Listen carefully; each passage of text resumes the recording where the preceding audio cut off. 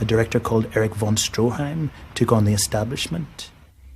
Here he filmed himself square on, looming out of the dark, grinning, scarred. Erich von Stroheim was one of the few legitimate geniuses of the early silent days.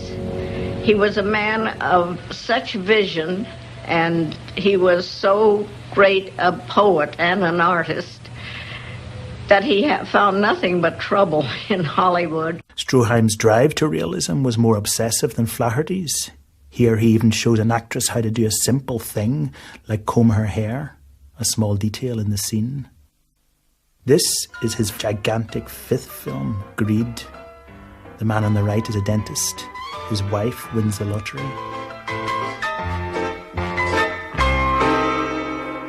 In the original prints, the money was hand-tinted yellow.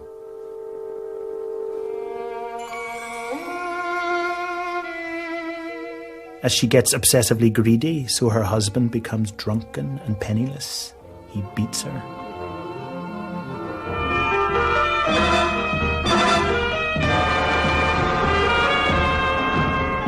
Stroheim shows her agony, her smallness.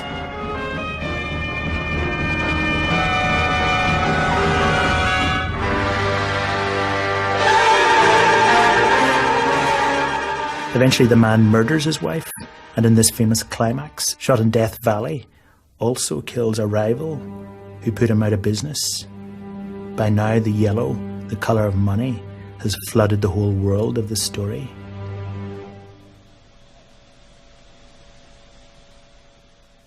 And as the man's handcuffed to the body, so he himself must perish.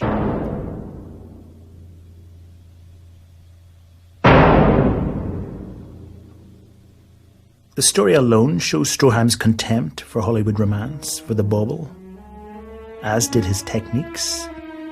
He shot every scene of the novel by Frank Norris, on which the film was based. 9 months of shooting. Sometimes, as here, in baking heat, actors pushed to their limits. A budget of $1.5 million.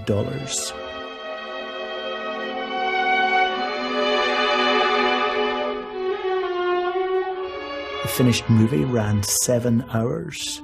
Stroheim was the Emil Zola or Dostoevsky of cinema.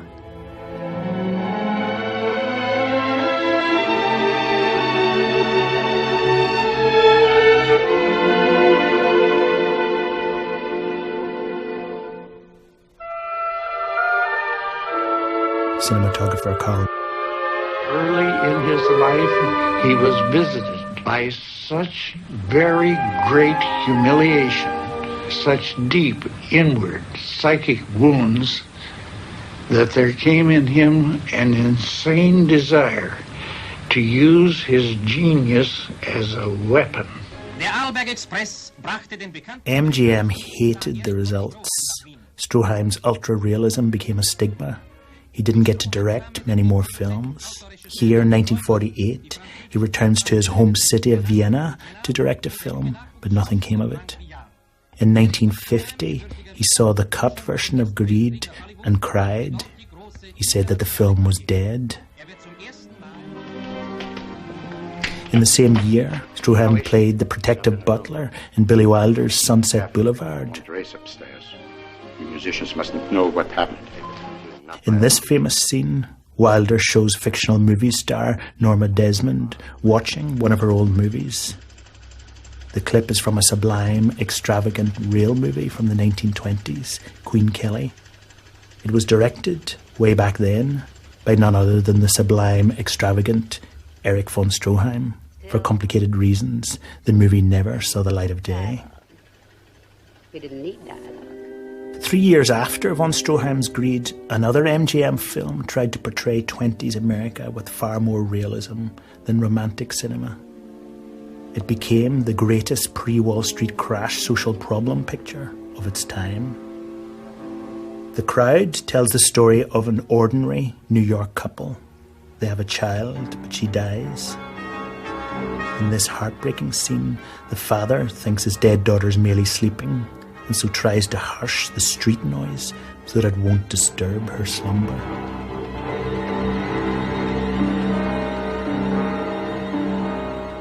The crowd's director, King Vidor, met James Joyce in Paris. He adored D.W. Griffith's ideasy epic Intolerance. It was that rare Hollywood beast, an intellectual. His films almost never feature villains and were written mostly by women. Vidor pushed realism and acting beyond the Hollywood norm. Here he films the leading actress in the crowd in static shot, a longish take, no fancy clothes or set, just her growing despair.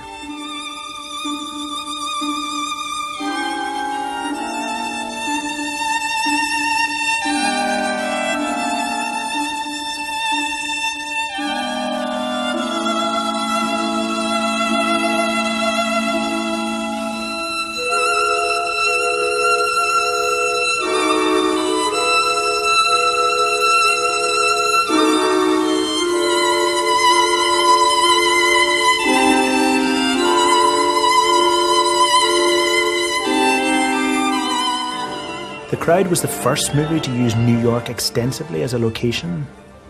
Vidor used hidden cameras. He cast an unknown actor, James Murray, instead of a star. To show the scale of the office where the husband worked, he designed this magnificent sequence. An overhead studio crane shot finds John among the other identical desks. Billy Wilder repeated it in The Apartment, a bittersweet reworking of Vidor's film. 59 employees without a serious traffic jam.